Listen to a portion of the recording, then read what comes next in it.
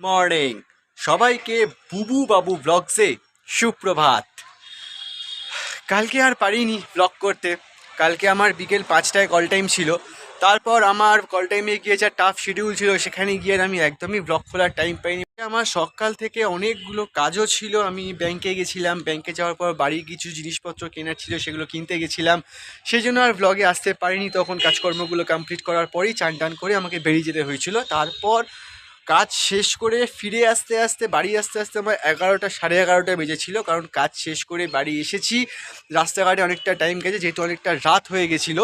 তাই 11টা সাড়ে 11টায় বাড়ি ফিরে খেয়ে দিয়ে সোজা টান হয়ে গেছি। টান হয়ে যাওয়ার পর এই সকালবেলা 8:30 পৌনে 9টা নাগাদ আমার ঘুম ভেঙেছে। আমি বিছানা ছেড়ে উঠে জাস্ট ব্লগটা আমি স্টার্ট করলাম।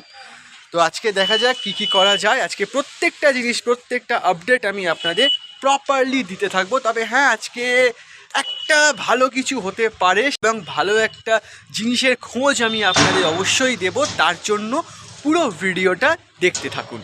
এইমাত্র খাওয়া দাওয়া করে উঠলাম। আজকে একটু বেরিয়েছিলাম, ওই ব্যাংকের কাছেই বেরিয়েছিলাম। মায়ের দুটো ফর্ম দেওয়ার ছিল, একটা ওই ই ব্যাংকিংয়ের ফর্ম আর একটা এটিএম কার্ড নেওয়ার ফর্ম। দুটো ফর্ম জমা আজকে হয়নি, কারণ মায়ের ব্যাংক অ্যাকাউন্টের সাথে নাকি প্যান কার্ডটা লিঙ্ক নেই। প্যান কার্ড লিঙ্ক করতে হবে, তারপর আমি এই দুটো ফর্ম জমা দিতে পারবো। সো প্যান কার্ড লিঙ্ক করিয়ে তারপর দুটো ফর্ম জমা দেবো। ওটা আজকে হয়নি, ওটার জন্য আবার অন্য একদিন যেতে হবে। তো আমি এই ব্যাংক থেকে ফিরে চান টান করে খাওয়া দাওয়া করে আবার ছাদে এসে ভ্লগটা কন্টিনিউ করছি, তোমাদের সাথে কথা বলছি। কারণ এই চুলের এই অবস্থা থেকে বুঝতে পারছো, সবে আমি চান করে খাওয়া দাওয়া করেছি। কারণ চান করে আমি চুল আঁচড়াই না, সেটা একটু চুলটা শুকিয়ে যাওয়ার পর আঁচড়াই। তাই জন্য চুলের এরকম কাকের ঠ্যাং বগের ঠ্যাং অবস্থা, যেটা তোমরা দেখছো।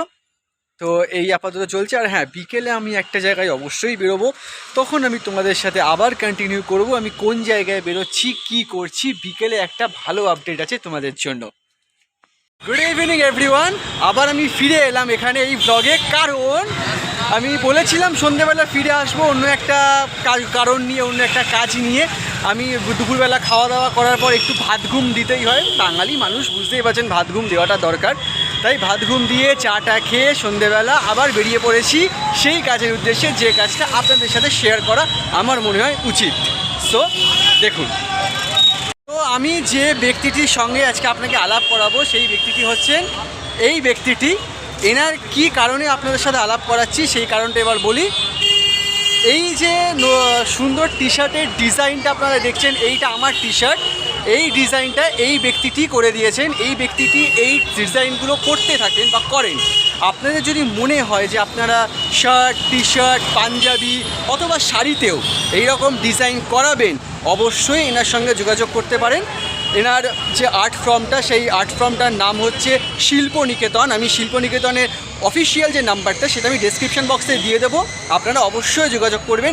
এরকম সুন্দর সুন্দর ডিজাইন আপনারা আপনাদের মন পছন্দ যে কোনো ডিজাইন থাকলেও আপনারা সাজেস্ট করতে পারেন, দিতে পারেন। সেই ডিজাইনই কিন্তু আপনার টি শার্টে বা পাঞ্জাবিতে বা শাড়িতে ইনি করে দেবেন। আসুন এবার এনার মুখ থেকে শুনে নিই এই আর্ট ফর্মটার প্রতি ন্যাক বা এই আর্ট ফর্মটা কী করে উনি নিজে স্বাবলম্বী হলেন। চলুন, আমি এটা তোকে জিজ্ঞাসা করি যে তুই হঠাৎ এই আর্ট ফর্মটার প্রতি ন্যাকটা এলো কী করে? আসলে ছোটো থেকেই আমার আঁকার প্রতি একটা ইন্টারেস্ট ছিল, খুব নেশা ছিল, খুব ভালোবাসতাম আঁকতে। প্রথমে এরকম আমি ডিজাইন বানাতে পারতাম না, অনেক চেষ্টা করে অনেক কিছু করে তারপর আস্তে আস্তে ধীরে ধীরে এইটা আমি পর্যায়ে পৌঁছেছি। এখন আর সবাই বলে বা জানি না কেমন হয়, সবাই প্রশংসাই করে। আর এখন আমি চাইছি, এখন আমি আর্টিস্ট বলবো না নিজেকে, কারণ এখনও অনেক কিছু করা বাকি আছে, নিজেকে আরও গড়তে হবে, আরও চলছে। আচ্ছা, আমাকে একটা কথা বল, তুই এই যে ডিজাইনটা কত বছর ধরে করছিস?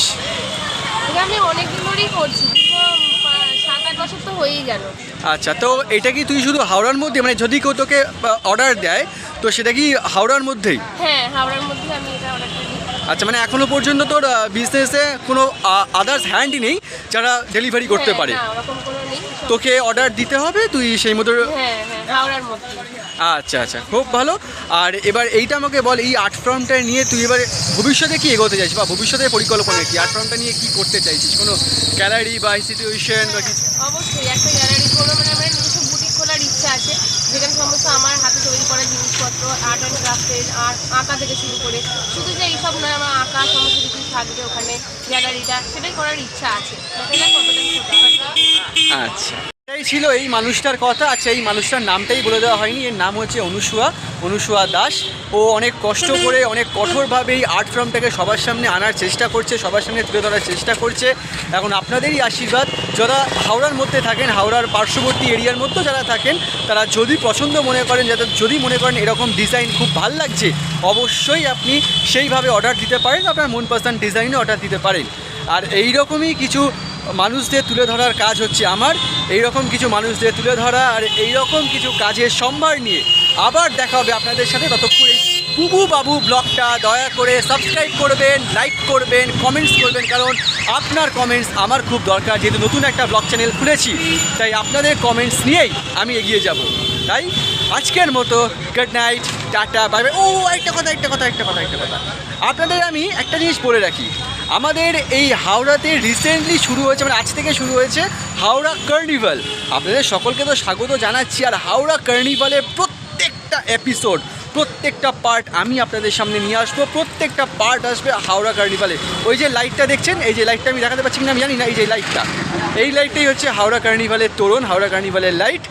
আমি প্রত্যেকটা পার্ট নিয়ে আসবো হাওড়া কার্নিভালের ব্লগ। ততক্ষণ দেখতে থাকুন, আর ততক্ষণ বাই বাই।